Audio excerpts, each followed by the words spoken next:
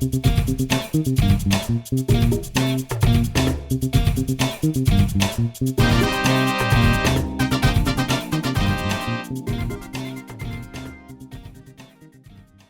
question is, how did we get, as a philosopher, unexamined life is not worth living. So my first question is, how did we get here? Is to ask ourselves, how did we get that we are divided is no longer an issue. Everybody knows that. But how did we get here? Looking for that, how we arrived here, becomes part of our building the solution to solving it. How are we going to get out of this mess we found ourselves? If you look at what is happening in Nigeria today, whether you call it, I say it every day, whether you call it divided Nigeria, what is our problem? We have a nation that is divided. We're not talking about division now along ethnic lines only. We have religious lines. We have even elite class clashes because of disparity of income and everything, which shouldn't be. So you have a crisis. We have issue of security of all forms, whether it's the security of life and property and any other forms of security. And two, have an economy that is heading south. No matter what anybody tells you. I had our chief of DMO saying yesterday that our debt is just 21.7 trillion, $70 billion. And he said it's not that when you compare it to our GDP, it's 17%, when we should have maybe about 30 or 40. The question is not how much you owe, but what did you use the one you borrowed to do? Borrowing money is not a problem. All my life, I've always borrowed money. But did you invest it? Or did you use it for consumption? When you're borrowing for consumption, you're heading for a disaster. When you're borrowing for wedding and to bury your parents that didn't save anything to be buried with, you're heading for a disaster. So it's not about how much we owe. Forgetting that in year 2007, all our debts were canceled. So why did we get here? What did we use it? Where are the bridges? Where are the roads? What did we use it to do? That is the challenge. That is the question. So when you look at these three things and you ask yourself a question, that is where we'll start. No country, no place. What we are going through today is a very simple thing. Is a cumulative effect of leadership failure.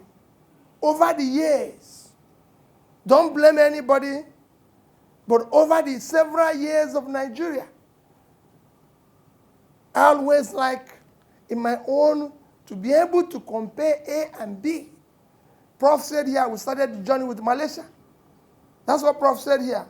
We started the journey with Indonesia. These are multi-ethnic places there as we are. So look at this. In 1980, Malaysia as a country, per capita, which is what you can actually use to measure, not even calling GDP, is $1,750.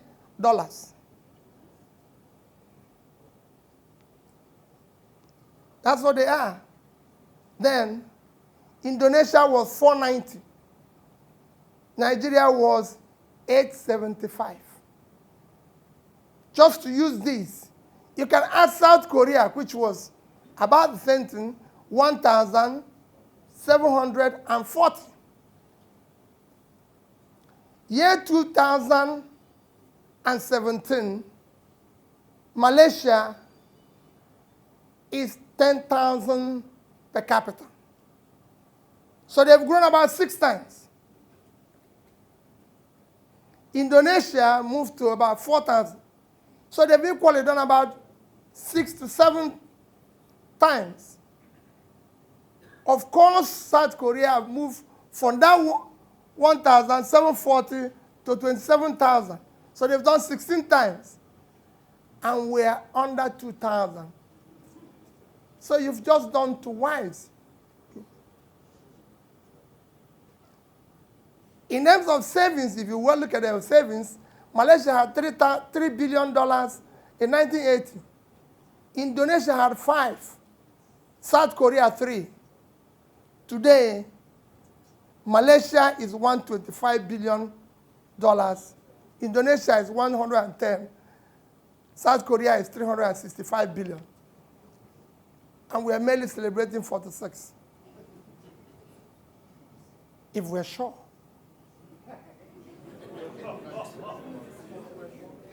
And that is your crisis. This is where I want you to look at this division. What has happened? You've built leadership that what it takes to govern, the main critical component of governance is trust and confidence. Do you trust your government? I'm asking you, do you trust your government? No. Because this is where Peter Obi campaigns and said, I will do A, B, C, D, E, F. Then he goes into office. He starts telling you what he met there. What do you think you're going to meet there? You told us a story that you're going to solve the problem. Because there was a problem. You're telling us you're going to solve. And you go there and say what you met. What were you going to meet? We voted you because you're going to solve it. So you can't tell us the story of what you met there. While we do not expect 100% result, we want 100% effort. Because you told us this is where we're going. And we want to go there with you. That is the trust. We voted you because you said, I'm going to solve this problem. Nobody have ever come to campaign and said there was no problem. Have you seen it before? He tells you there's a problem. The country is bankrupt. Your state is bankrupt. The local government is not. And then when you go there, he said, oh, it was not. But it's bankrupt already. So we wanted you to pull us out of that problem. And that is where you have a country where you've lost confidence in your leadership. So that needs to be rebuilt. Then the person goes in and starts talking issue of, we talk about nepotism in this country. That is the biggest form of corruption. He goes in and suddenly says, creates a magnet office and says, First Lady's office. When you were campaigning, there was nobody who saw with you. We just voted Peter Obi in. Where did the First Lady come from? Why are you going to build a huge office again? And says for this woman, we didn't vote Mr. and Mrs. We voted one person. And we want to see that one person talking to us. We didn't say throw away your wife or your husband. But we hired one person to solve this problem. That one person will now bring the wife, bring the wife's cousin, bring the wife's brother, bring this person.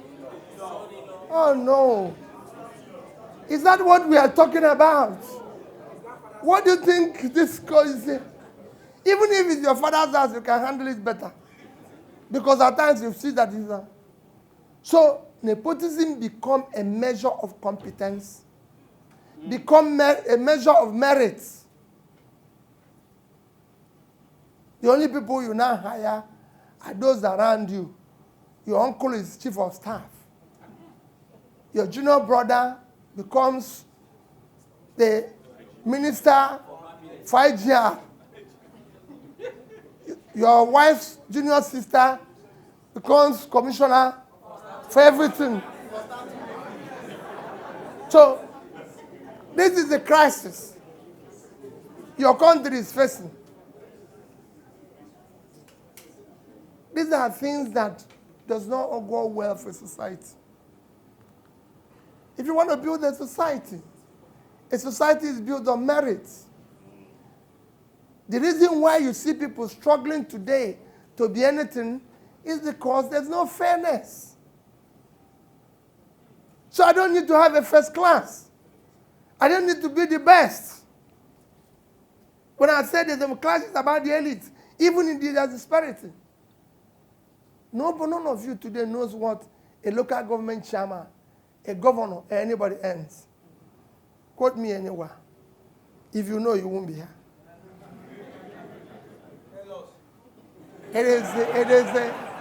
It's something you can't imagine. You can't. But what I'm saying is that you just done the one of senators. Huh? You just done that one.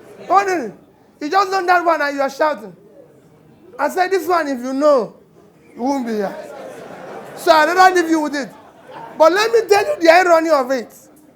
Even the one you know, which is 13.5 million a month. No. This is a month. Am I right? Yes. Thank you very much. Let's compare ourselves with the biggest country in the world. The richest country in the world is America. American GDP today, if we were to talk about it, is 18.5 trillion, which means you're talking about how many times? About several times Nigerian GDP. American per capita is 50,000. Nigerian per capita is 2,000. So I'm talking about 25 times. American senator earns $174,000 a year. $174,000 a year. A year.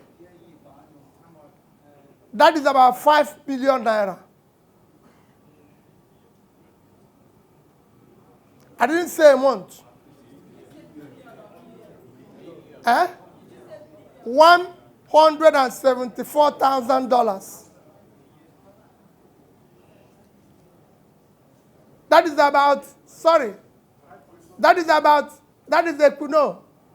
about 50 million a year, $4,000 a month. $4,000 a month. But let me tell you why the disparity is not the way it is here.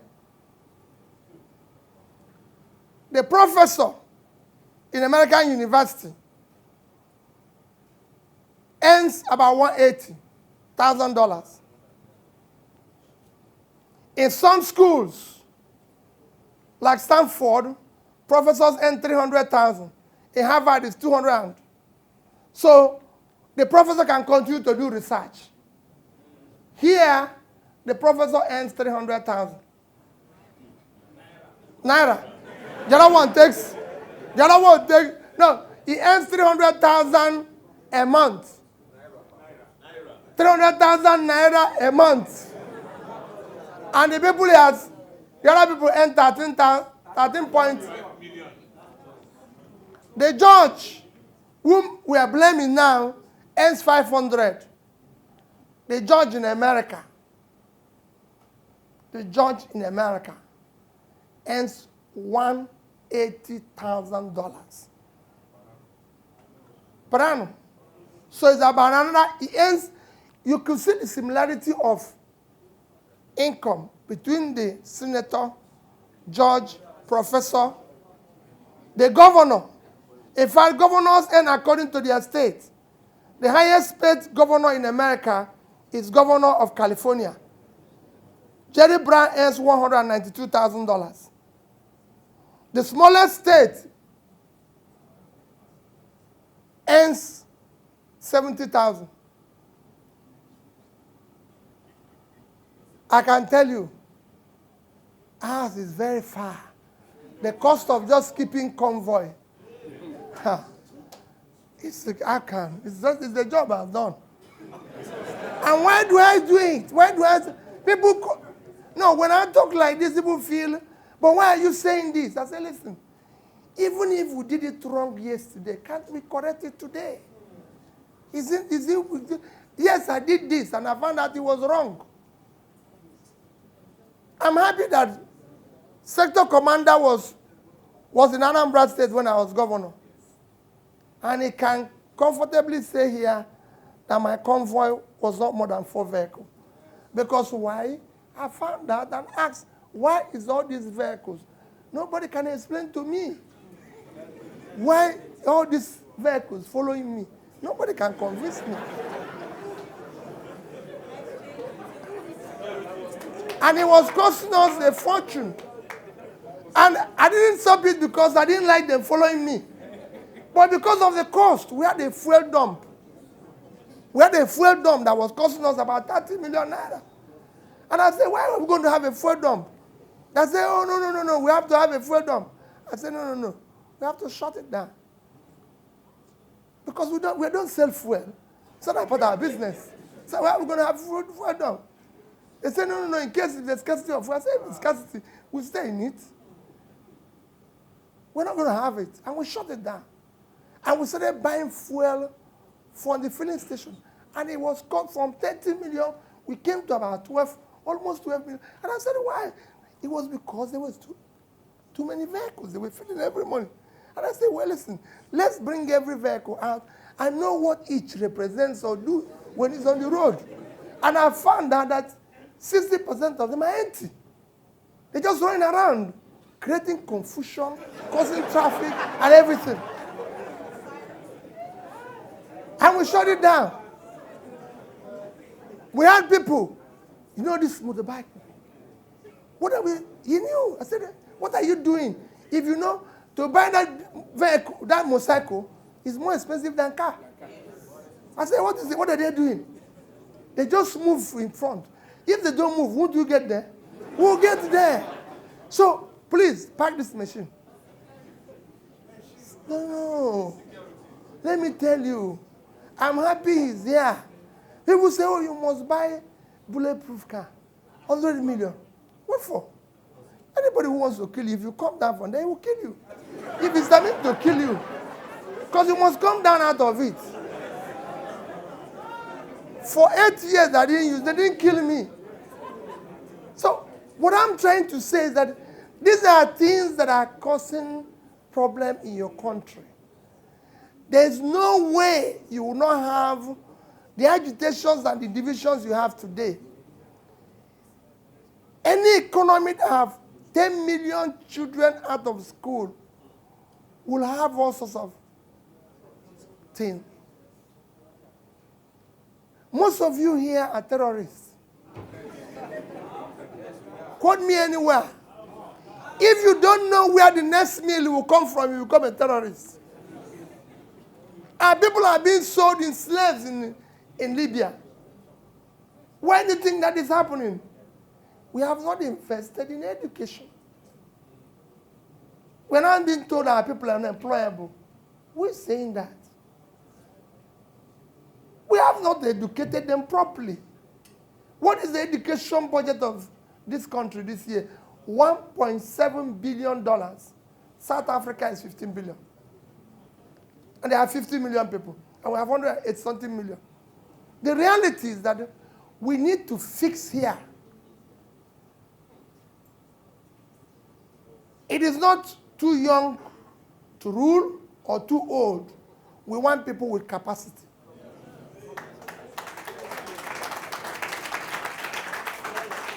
If the too young have capacity, let's follow him. We don't want this excuse that we are going to vote you in and you go in and start telling us about the problem that is inside. We know the problem already. What we now know is problem solvers.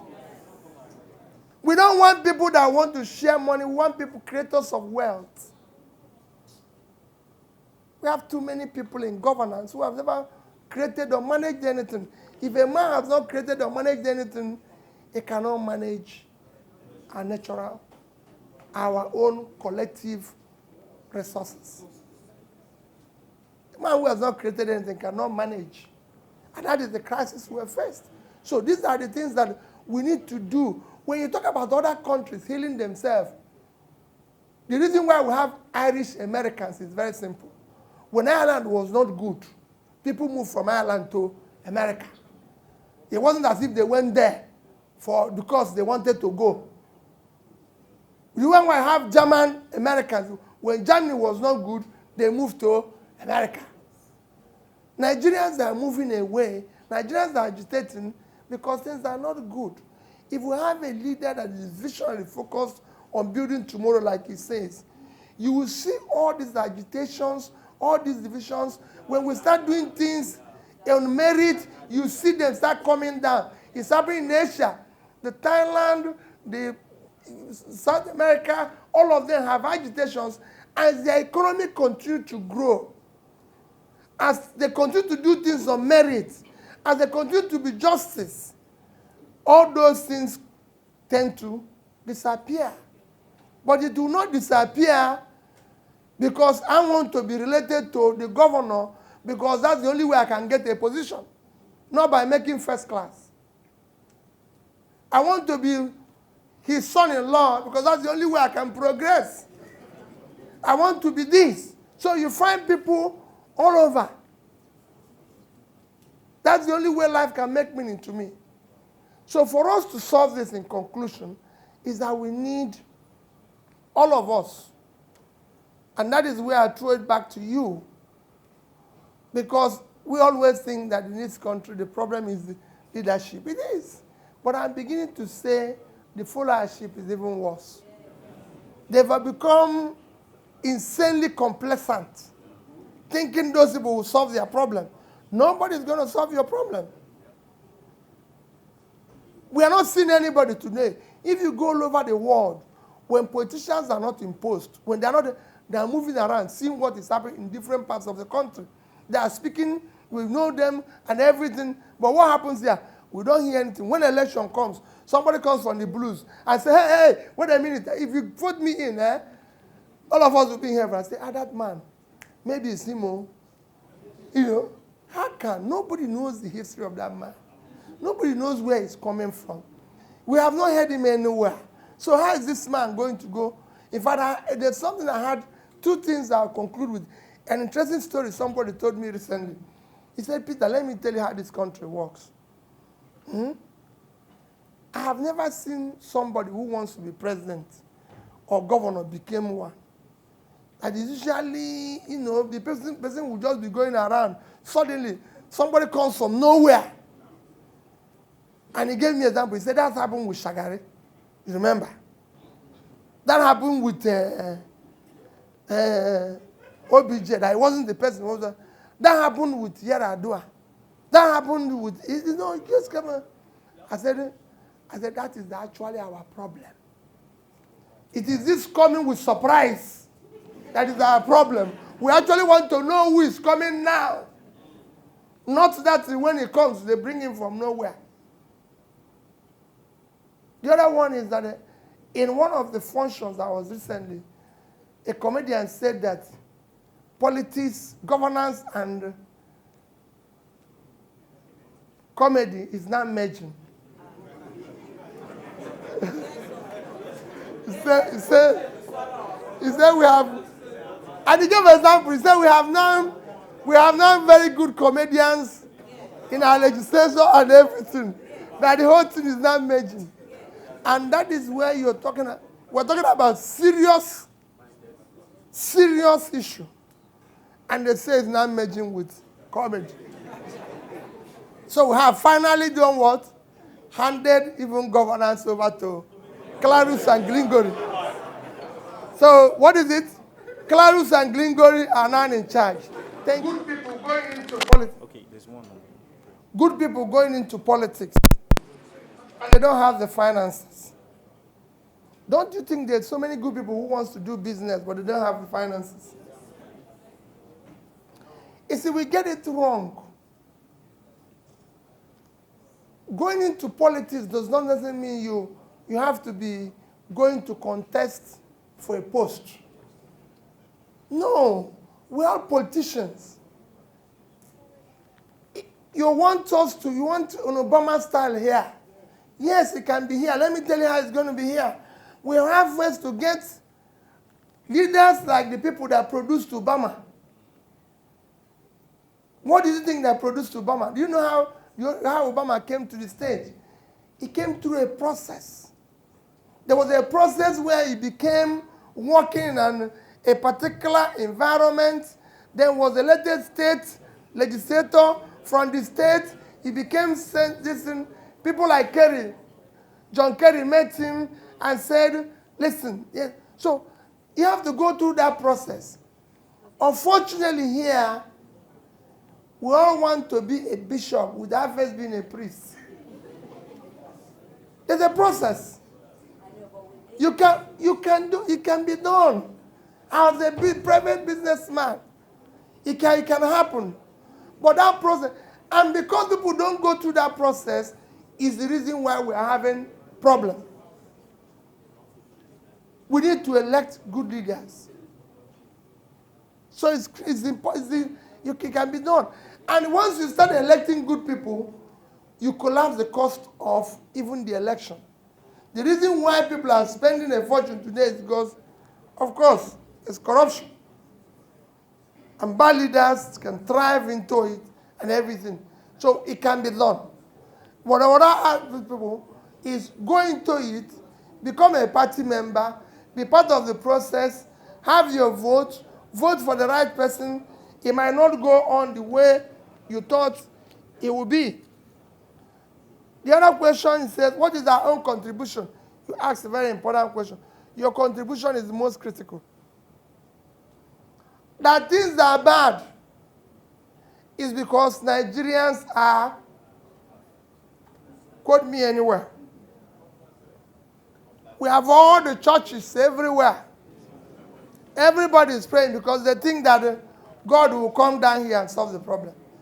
God is God of the universe. He created everybody. And he's helping those who help them. But here they think God will do it. Nobody even wants to work. They even want God to bring money in their house and everything. The pastors and the priests, don't they collect money from you? If it was that God will bring it, they would have left you and prayed to God. Because they're nearer to God than you they are praying for. I'm a Catholic. We don't run the church on Hail Mary full of grace. It will stop and collect money. But you pray. God will only bless hard work. Will only bless endeavor. Those who even short-term it will. So your contribution is very important. Extremely important. And it's something you must try and do. Somebody asked me about the challenge. Let me say what I said again. Whenever I talk in public space, people say to me, why is it that you're talking it now? And I said, even if I made a mistake, and I'm not saying let's correct it, it should be accepted. Do you know the biggest company in the world? The biggest company in the world hired a director because he has been part of 7 failed companies. That was the only reason why they hired him. Because he knows what will happen and the thing will fail. So they hired him for that purpose. So there's things you hire people for. So even if somebody has failed and say, I have failed. For those of us who even said it will be solved by the church, everything we read in the New Testament was written by Saul, who turned into Paul. Isn't he? So even if he was a bad man, he changed and found out that. So if anybody is changing and tell us the truth and it can solve our problem, let's deal with it. That's what I'm saying. But again, I like when the people say Ripple Center for Data and Investigation. That journalism, that's one of the things that attracted me. I hope it can be done in this country. Because it's a country where I say, for example, that I did not borrow 1 kobo and that I left this amount of money when I'm leaving. And somebody said it's not true. When they're journalists, I didn't say I left it in a Japanese bank. I called banks here. Everybody who has seen me talk about what I left when I was in office, I mentioned the banks. And I said whenever I have opportunity, that if you go to Access Bank, I left there $50 million and 10 billion naira. You go to Fidelity, $56 million and 12 billion naira. You go to Diamond, it's $50 million and 12 billion. So it's there. If you go there, you don't find anything. Say this, Mr. Obi, don't talk again. Or the banks, they let them refute it. Because I have the statement. Or if anybody knows I borrowed 1 kobo as a go, let him come and tell me. Or if anybody says he has visited P2B in his lodge in Abuja, let him come and tell me. Because I didn't see the reason why Governor of Anambra should own a house in Abuja. It wasn't necessary. So I shut it down. Because it was bringing no value to me. As a person, I have allergy for money. This has nothing to do with the government. As a person, I manage my own money carefully. And I believe in it.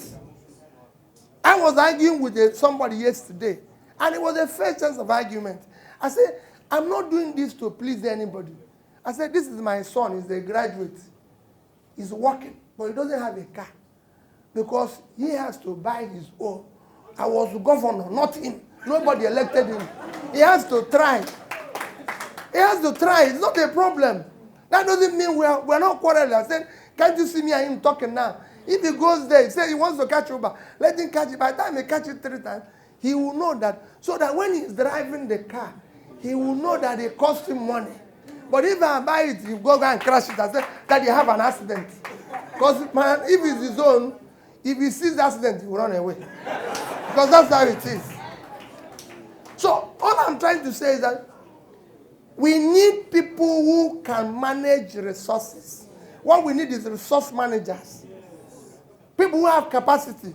So I didn't say I didn't do. There might be things that I didn't do well. Oh. I created more enemies. People quarreled with me. People are not happy with me and everything. But I didn't see reason why we should continue. You have seen me say it every day. I didn't see reason why I should have an office of first lady. Because it's my wife and I love her and we live together. And everybody knows. He knows how close me and my wife are. And we live and see her every day. So why create additional confusion? He's running around, I'm running around all over the place with another convoy. No. So the thing is to ask questions. You ask questions. I used to go around with an ambulance, for example. And I say, why is ambulance following me? They say in case you have accident. I say, it should be in the hospital now. If we have accident, they call them, they come. Because other people need it as well. But they fuel it every day. Year in, year out. They have 2 doctors who are not in the hospital following me around. In case if I have accident. Can anybody go out thinking about having accident? No. You cannot do that. So these are things I'm saying. Let us develop a sense of reasoning in our actions. Can Nigerians be unemployable? As you know, I said it before. It is absolute nonsense. Which university do we go? Let me tell you, the conditions of Nigerian universities, if those people in the West come here, they will all fail. Quote me anywhere. You have heard me say it several places. The first time I went to Harvard, if I tell you my experience, where I was doing my course, they have wine, ice cream, everything. So, for 1 week, going to the second week, I wasn't touching them because I thought I was going to pay extra money. So I had a very good friend, an American friend, who believes he always wants to argue with me. He said, Peter, let's have wine. I said, no, because I didn't want to pay. Peter, I don't want ice cream. You don't want all these nice things. They have fridge, they have everything. He said, after about 1 week, about the second week, he said, Peter, why don't you have them? This is what you paid for. I went into my room and said, God forbid. I said, okay, these people will see. So every day, I come there, I take 3 times. Just to cover the wall, I didn't do.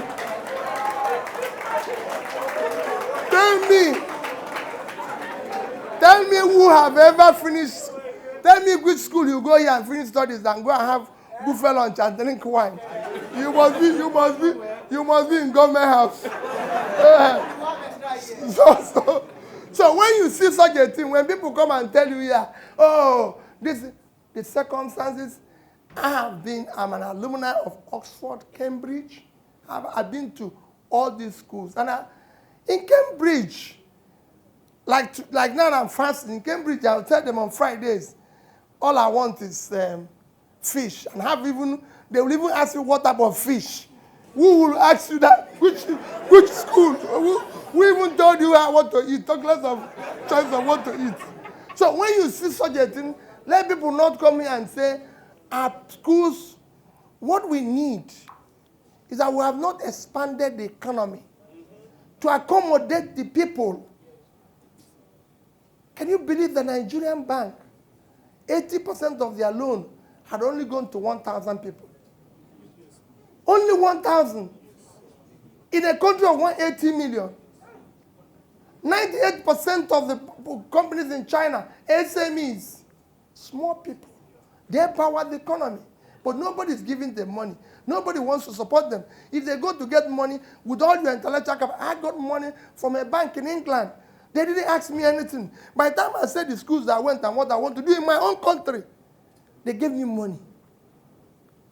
Yesterday, I met a young man, 22 years old. How did I meet him? I went to speak in Yale in January. In January, I spoke at Yale University. The people there directed him to come and meet me. He said, I'm 22, I'm a Nigerian.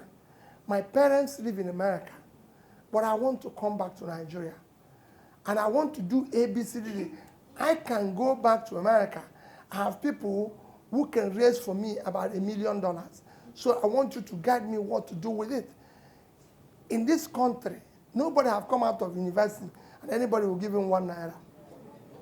If all these things they're talking about, Bill Gates and this, if they were here, they won't succeed. Because nobody will give them anything. It's simple.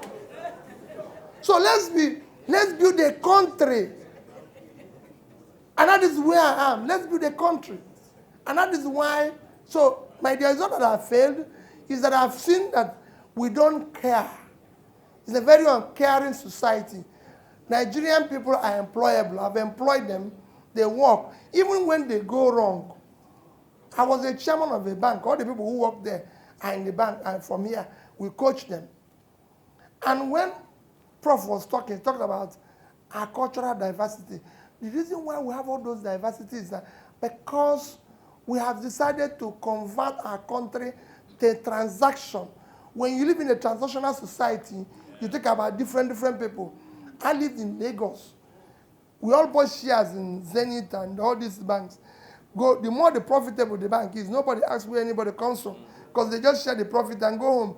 But when it fails, then become Igbo Bank or Yoruba Bank or this. So when you have a failure, you have diversity. When you have a success, you don't care about diversity. That's why nobody cares about diversity in America. What were we using here? WhatsApp. The man who founded that company that is everybody is now using just came to America and became a truck driver.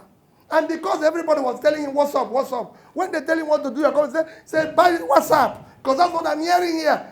Today, he's a millionaire. Nobody cares where it comes from. Once your talent can match up your opportunity or your effort, nobody cares about diversity. So when people tell you about diversity, it's because it is those things they use to manage incompetence and not being merit. If you do things of merit, nobody knows anything. Thank you and God bless you.